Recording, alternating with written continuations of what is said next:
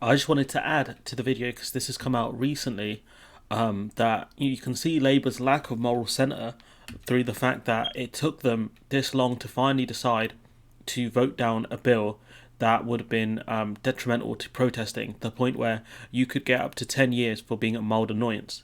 I just need to open that tab up. Until an hour ago, Labour MPs were being told to abstain on Tuesday's police bill. Now they've changed their mind. They say it's a bill that is seeking to divide the country into a mess, which could lead to harsher penalties for damaging a statue than for attacking a woman. So if we actually try and find that, so if we actually look at the bill here, so a person and offence, if so, it's talking about commits an offence if they does an act which causes serious harm or to the public or a section of the public or obstructs the public, right? For the purpose of subsection 1, an act or omission causes serious harm to a person if, as a result, the person causes as person suffers serious distress, serious annoyance, serious inconvenience, or serious loss of amenity. So, what can we gather from these three things? Distress. How do you define distress? Annoyance, inconvenience. So, blocking a road or whatever, that would be seen as an inconvenience, or is put at risk of suffering anything mentioned in paragraphs, and a conviction or indictment to imprisonment for a term not exceeding 10 years to a fine or to both. So you can get up to 10 years for causing distress, serious annoyance, serious inconvenience, or serious loss of amenity. Like, this is just ridiculous that you're gonna do this, especially when we saw in the vigil for Sarah Everland that they were peaceful, and then the police clamped down on them, and so the police could say they caused serious distress or annoyance, serious distress to the public, that they were potentially quote unquote spreading the virus, etc. Or put at risk anything mentioned in the paragraphs. This is just ridiculous, and so it took Labour this long to actually come to a conclusion about not abstaining from the bill, actually opposing this bill. You've got the guy who was the former head of the CPS saying, actually, this is a bad bill. Like, this is his wheelhouse when it comes to this sort of stuff. Like, how has it taken him this long to actually come to the conclusion that this bill is bad, and that instead of abstaining, he's going to do his job and actually oppose something? Anyways, we're going to go on to talk about the main segments of the video, which is, an article by Rachel Sharby and an interview with Angela Rayner. So just enjoy that. But I thought I'd just throw this in at the start just to explain how bad Labour's moral centre is, and their kind of reliance on focus groups and just checking what direction the wind is blowing in. It's just abysmal from the Labour Party, and I'm struggling here to actually believe in this party, because I want to believe in the leader of the opposition like Yuki believes in the heart of the cards. That's what I want to do. But clearly, he's a joke. So anyways, enjoy the rest of the video. So in this segment, we're going to be talking about the Labour Party's kind of confusion and why it is struggling in the polls. And I can tell you for free, one of the main reasons it's struggling is because it offers no actual solutions to any of the problems the country is facing. All they offer is, we're still listening to people and all this stuff, and weak and timid criticisms of the government, when even according to someone like Rachel Sharby, who is probably more in the Corbyn camp than any other leader, but she is a very intelligent person, far more than I will ever be, and she's written about this subject which I've talked about a fair bit, which is Labour lacks moral purpose. It's disconnected from the hardships of the pandemic, and she goes into specific details here. It's a very well written piece from her, which isn't a big surprise, to be honest. But we're going to look at this article, and then we're going to look at this article kind of in video form, with Angela Rayner failing to answer basic questions about nurses' pay. So let's get to it. Well, that didn't last long. Within months, Keir Starmer has gone from the wonderful to wobbly in the eyes of the same political commentators who championed his rise as Labour leader last year. Once effusive over Starmer's capacity to hold the government to account and show that Labour is serious about power, some supporters are now fretting that are fretting over Labour's failing polls. Labour is lagging 13 points behind the government, while Starmer's favourability ratings are in the negative, which is just insane. Voters prefer Boris Johnson as Prime Minister. Even right-wing columnists note that this is remarkable against a bungling government that has overseen one of the highest COVID-19 death tolls and the worst economic damage in the G7. Once praiseful pundits are now delicately suggest that Labour's leader might set out a few policies or something, a vision of what he believes. Yet in the midst of, this is stuff I've been saying for months, that offer something, offer some policy solutions. You just look stupid when you criticise the government and offer nothing. Yet in the midst of a pandemic where Britain's grotesque inequalities are providing pathways for the virus, there is something more palpably missing from Labour's approach. We aren't just looking at a party lacking politics or a coherent narrative, we are also looking at a leadership that lacks moral purpose. And these are strong statements here from her where you're not just questioning his actions or lack of actions or lack of policy, you're questioning him as a person. You're questioning, Keir Starmer as a man, really, talking about the fact that he has no moral purpose, nothing that, that he stands for, which seems to be the case. Weirdly, for a party leader who pledged not to use a crisis to score party political points, Starmer's methodology smacks of a calculated politicking. A decently suited politician trying forensically to outsmart the Prime Minister is all very well, but it's exposing a lack of heart and of fury at the avoidably perilous realities that too many Britons face, whether it be local leaders, health professionals, or community organisers. Those in touch with current realities on the ground often speak with barely concealed rage at the situation an issue demands for better with every word and at every opportunity.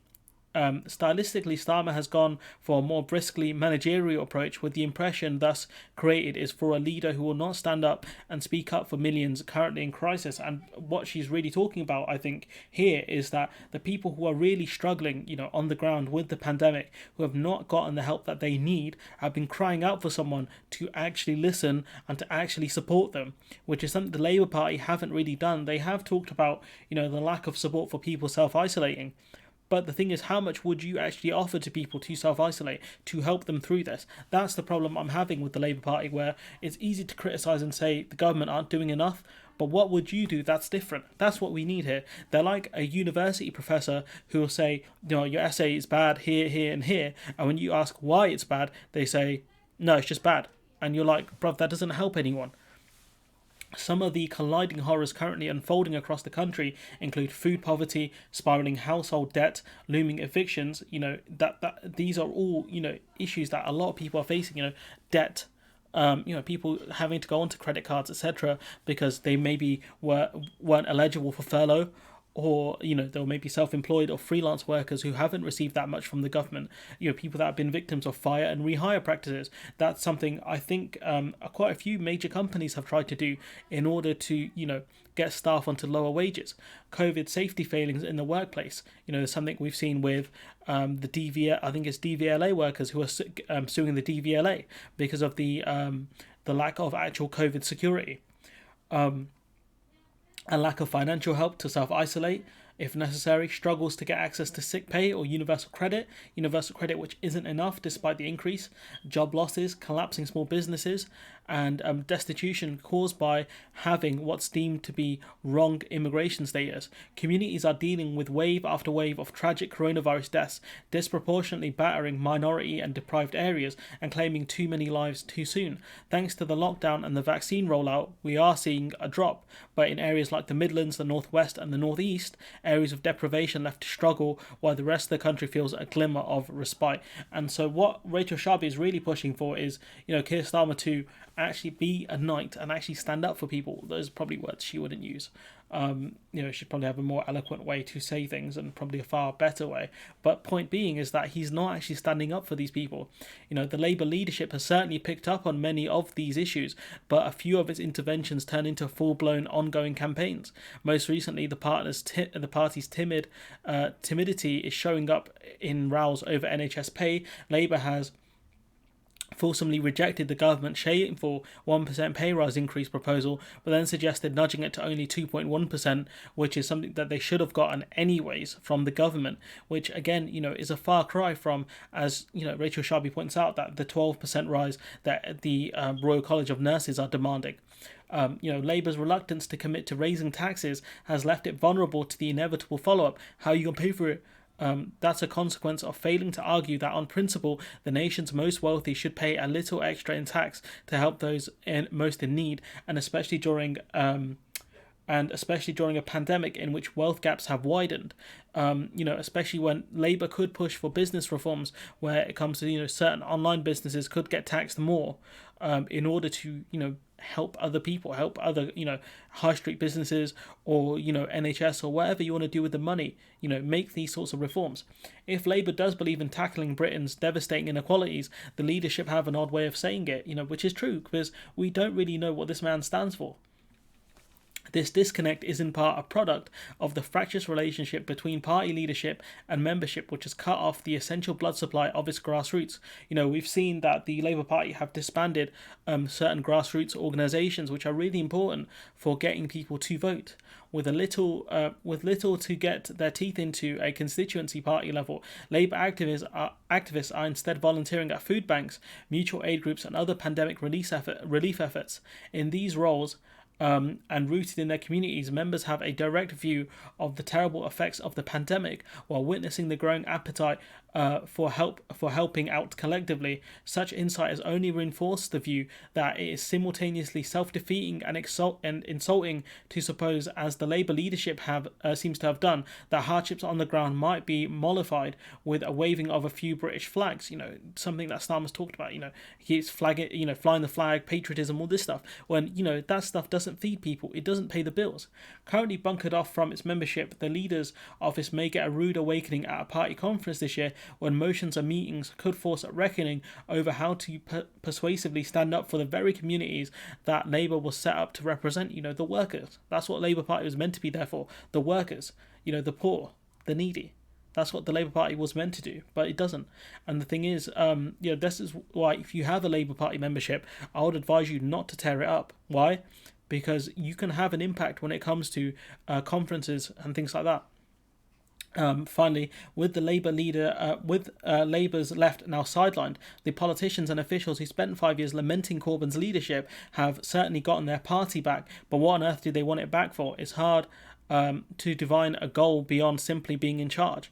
This looks a lot like power for the sake of power, kind of power to isolate the left, to stop people like Jeremy Corbyn, sort of more left-wing people from getting in charge and keeping the status quo in charge. That's what it feels like, to have a Labour Party that's so far away from power that it's, it will never win an election at this rate. That's maybe the Labour Party these people wanted, so they can have rampant Conservative governments. Who knows? We keep going. This looks power for the sake of power, lacking any great energy, guiding force, sense of commitment or moral purpose. And if the polls are anything to go by, the public can see right through it that this Labour Party don't really stand for much. And if you want to see that in video form, we can see that here. It's very painful to watch this video. Which is a real terms. No, we know what they've said. I'm just trying to clarify why you're saying you are the party that's behind the NHS, and we know what the government said. They've said 1%, and the Royal College of Nursing has said 12%. So why wouldn't you, as the Labour Party, support the Royal College of Nursing's demands for 12%? So, that's a very clear question. Why are you not backing the Royal College of Nurses on this demand? Okay, on this, their desire to want this pay increase when, these nurses have had below inflation increases for the past decade, to the point where I'm still not 100% sure, but from what I've looked at, the nurses' pay in real terms is actually lower than it was in 2010. Which is ridiculous. So, let's see what Rayner's response is to this question. Well, there's a pay review body and a number of trade unions. I'm asking what you think. And a number of trade unions. So, again, she's dodging here. That are involved in that, and I think that the negotiation should start. But actually, the starting point, at the very least, should be what the government had legislated and budgeted for.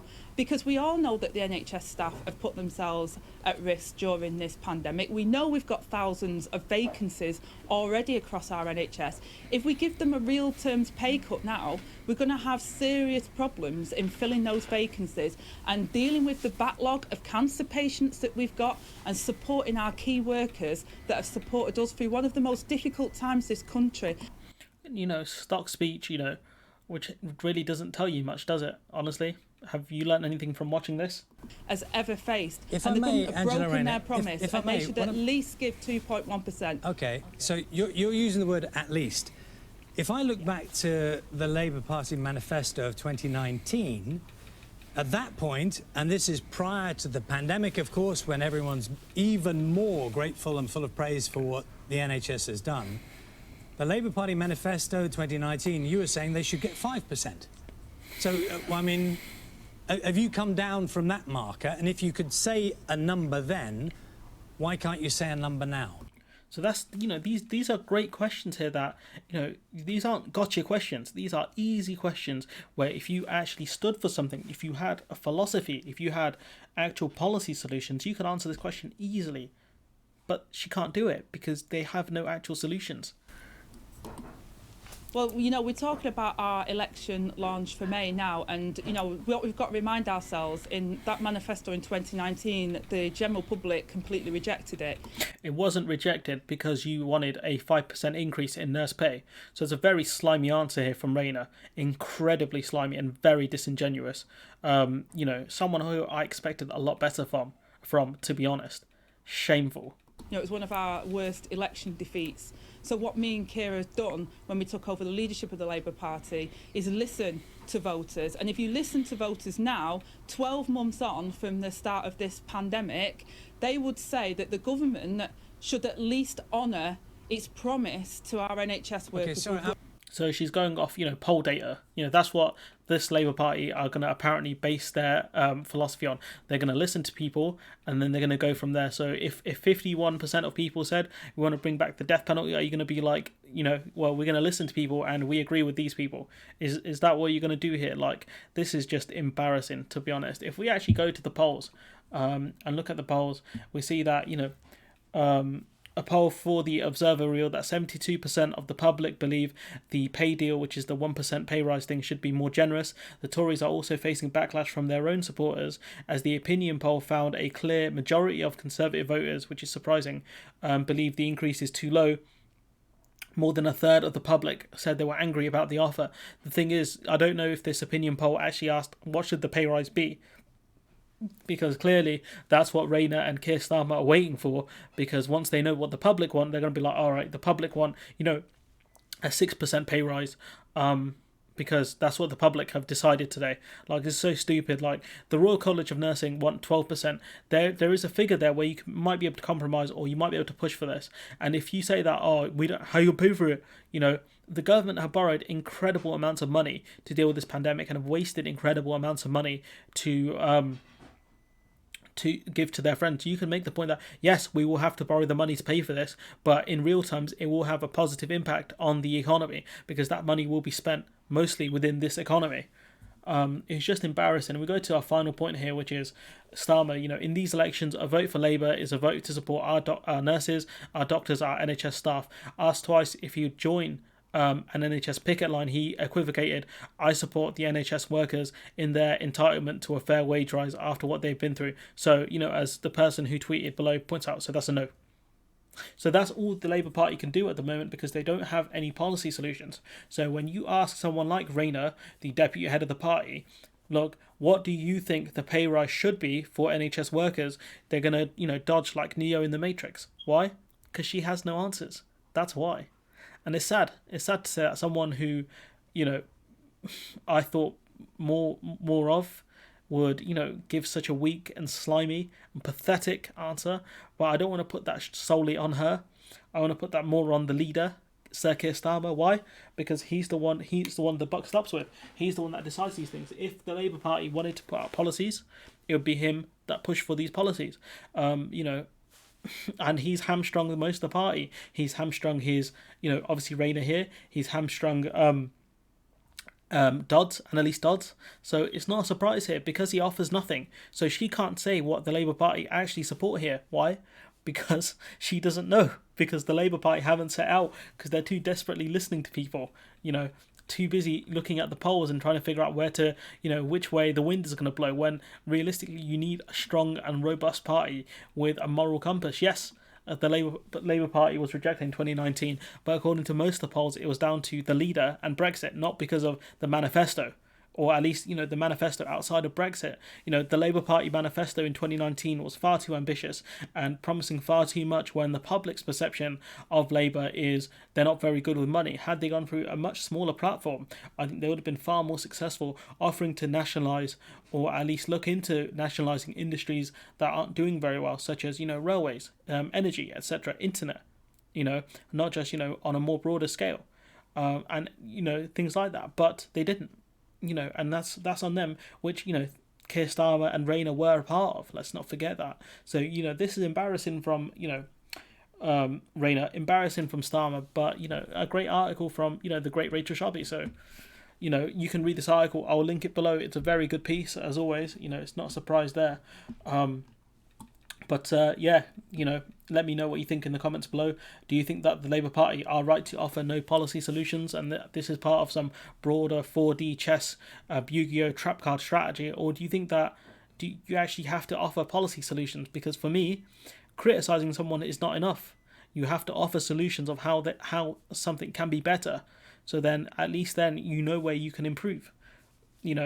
But the Labour Party clearly do not believe in that philosophy. Anyways, I've rambled on for long enough. Let me know what you think in the comments below. Like, comment, share, subscribe, and hopefully I'll see you in the next one.